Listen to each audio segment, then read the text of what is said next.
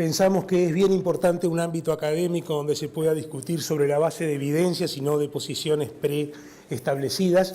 Desde ese punto de vista, nosotros entendemos, y a eso vamos un poco a abordar, que es mucho más, nuestra vinculación en particular con el cannabis es mucho más larga que lo que a nosotros mismos nos parece.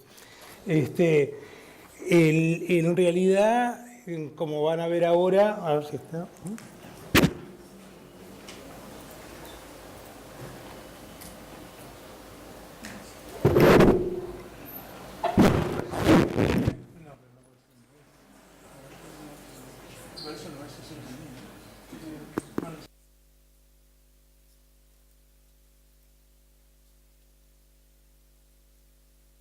Perdón, las cosas de largo.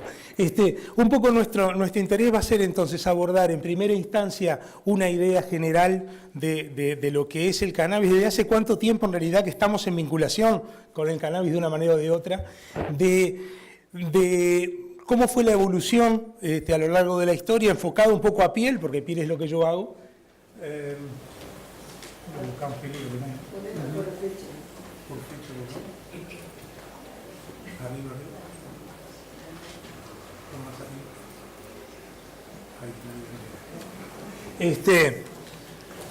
Entonces, digo, para empezar,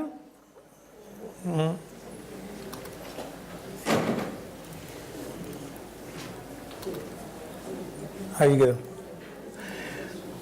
Empezamos con esta imagen, una imagen que quiere ser simpática, ¿verdad? Una imagen de Einstein con una frase muy importante, dice: la marihuana no mata neuronas. Y creo que es una frase que en principio habría que demostrarla, ¿verdad?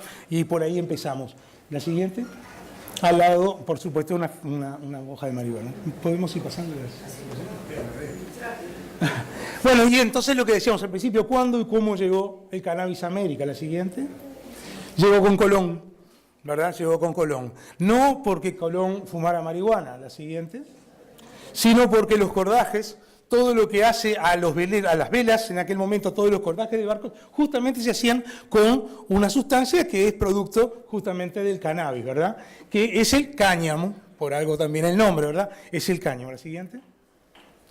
Ahora, al día de hoy, incluso hay ropa que se hace con cáñamo, ¿verdad? Esto es sacado de internet, es una imagen, y esa ropa se hace con cáñamo, es carísima, no tiene mucho sentido porque es cara porque está hecha con cáñamo. La siguiente. Bueno, ¿y el cáñamo se fuma? No, el cáñamo no se fuma, ¿verdad? Si hacemos un poquito de historia, encontramos ya el tema de la marihuana, ¿verdad? La encontramos desde el 8000 a.C., probablemente vinculado justamente como cáñamo, justamente para elaborar los tejidos. Luego se va haciendo cada vez más en el mundo. Ahí tenemos un viejo papiro. Antes lo que decíamos ahí el profeta Zoroastro, ¿verdad? Que lo pone en primer lugar en el libro sagrado. Y una cosa bien interesante, que Mahoma prohíbe el alcohol, pero no prohíbe el cannabis. La siguiente. Luego empezamos en América, ¿verdad? Decíamos con esa introducción temprana, pero los españoles lo llevan al cannabis ya no para hacer cuerdas. Hacia 1545, 1606, los ingleses lo llevan a Canadá y a Virginia. Así se empieza a utilizar en toda América. Incluso la Declaración de Independencia Americana se firma en una hoja producto de cannabis. Incluso Jefferson, bueno, empiezan a trabajar y empezamos a hablar un poco más del cannabis en la parte médica. ¿La que sigue? Y entonces vemos incluso textos bien importantes. Había uno, Cannabis en Salud, que se hace a la sociedad médica directamente, se presenta, como podemos estar haciendo acá una presentación.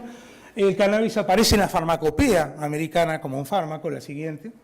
Incluso, yéndonos para el otro lado, está demostrado que el médico personal de la reina Victoria le receta cannabis para sus problemas menstruales. ¿Cómo le fue? Eso seguramente no sabemos, pero seguimos.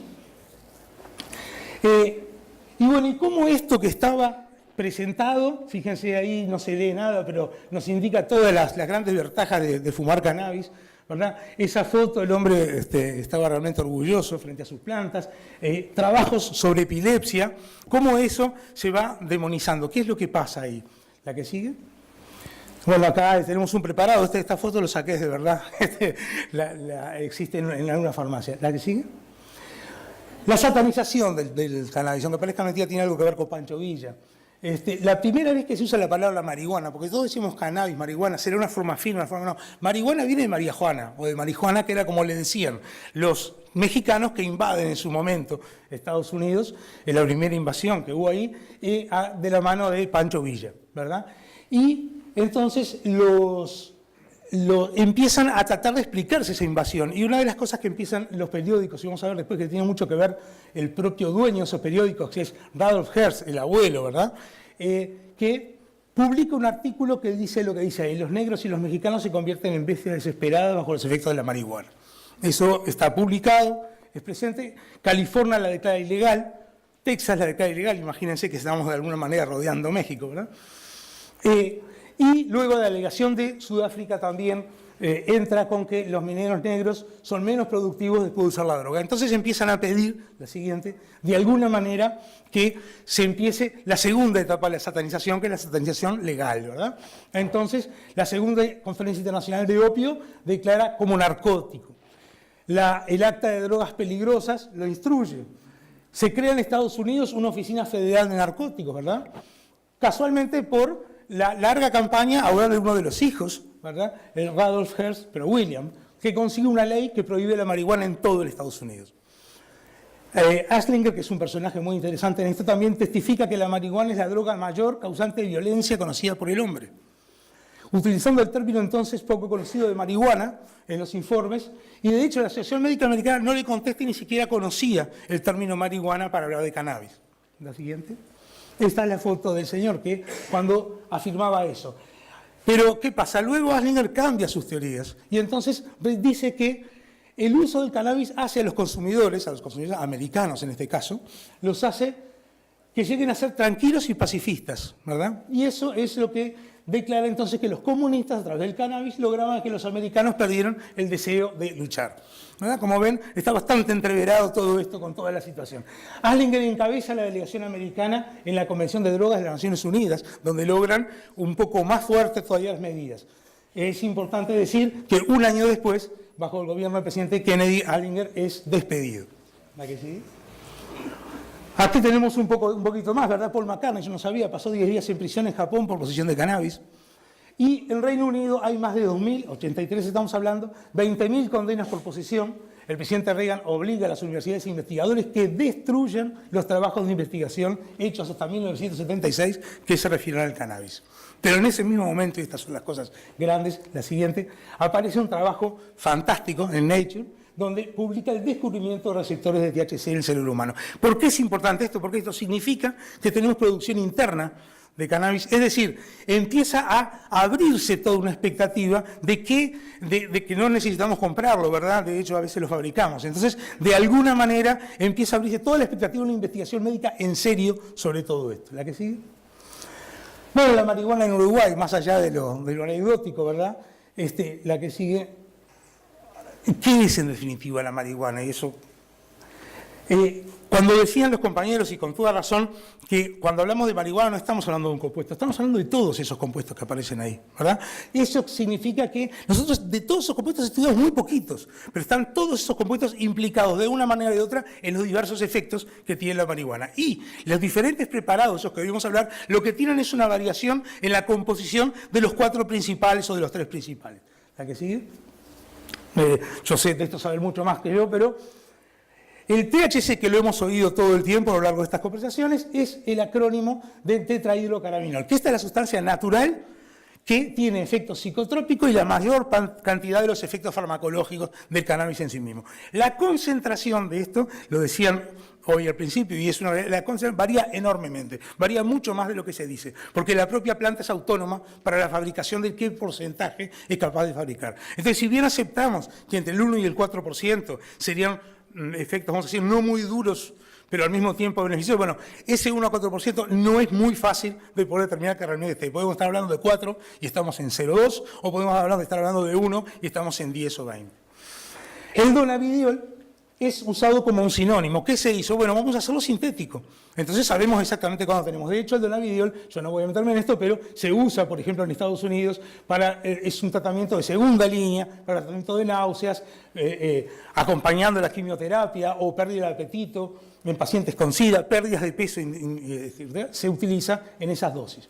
El CBD, que también lo hemos sabido mucho, es el cannabidiol, que es el más importante de los no psicóticos, de los no psicotrópicos, perdón. Es el más importante de los no psicotrópicos. Es decir, cuando hablamos de una droga que solamente tuviera esto, estamos hablando de una droga que no tiene efecto psicotrópico. Y el nabiximol es un extracto alcohólico, en realidad una mezcla. Digo porque todo esto es lo que estamos permanentemente diciendo que usamos cuando hablamos en la parte médica, ¿verdad? Bueno, aquí ustedes pueden ver todas las funciones. Ojo, cuando hablamos de esto no estamos diciendo las funciones que tienen. Se descubrió el receptor. Y entonces sabemos que el receptor está incluido o incluye todas esas funciones. Por ejemplo, imagínense que hay por un lado aumento de fibrosis y por otro lado descenso de fibrosis, dependiendo de cuál de las formas sea la predominante en los receptores. Sabemos lo que hacen los receptores, todavía no sabemos lo que hace el producto en sí mismo sobre esos receptores. La siguiente. Esto es para que vean cuando hablamos en dermatología qué efectos propuestos. La siguiente.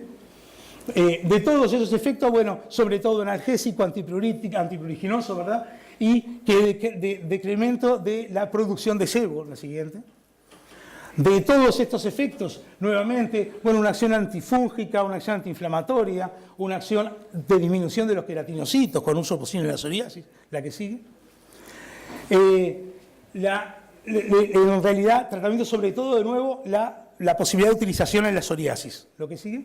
Yo me tomé el trabajo de buscar cada uno de esas referencias y nos encontramos con que las referencias en realidad no hacen referencia a ensayos clínicos, ni de primer ni de segundo nivel de evidencia. Hacen simplemente referencia a, fundamentalmente, no en seres humanos, fundamentalmente en ratas, que es lo que más se ha estudiado. Es decir, el nivel de evidencia en la aplicación, y lo vamos a ver mejor, el nivel de evidencia en la aplicación en el ser humano está todavía en muchas o con muchas dudas. Aquí lo que nos dice la evidencia entonces, en analgésico, antipruriginoso y antiinflamatorio, estos tres efectos, el efecto, en realidad, efectos analgésicos son los únicos efectos que han demostrado algo cuando se hace los ensayos, que todavía vuelvo a decir, son muy prematuros en el ser humano, ¿verdad? Los efectos antipruriginosos y antiinflamatorios todavía, a nivel de los trabajos publicados, son inconsistentes. Como antifúngico inhibidor, en realidad los trabajos que hay tienen gruesos errores de diseño, no son controlados, por tanto, en principio, requieren mucha más evidencia para poder hablar de esto. Inhibición de la proliferación de queratinocitos. Fue un modelo in vitro que se planteó primero y en el 2016, es decir, ahora, solamente hay demostración a nivel de cultivos celulares. Quiere decir, falta muchísimo para andar antes de poder hablar de esto como efecto.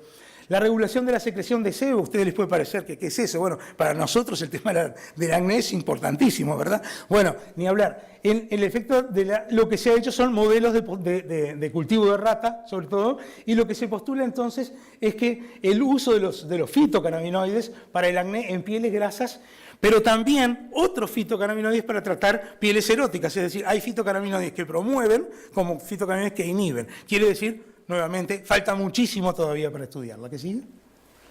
Bueno, acá simplemente la evidencia, este es un trabajo de este año, y en ese trabajo de este año estamos exactamente en lo que estaba diciendo ahora, la que sigue.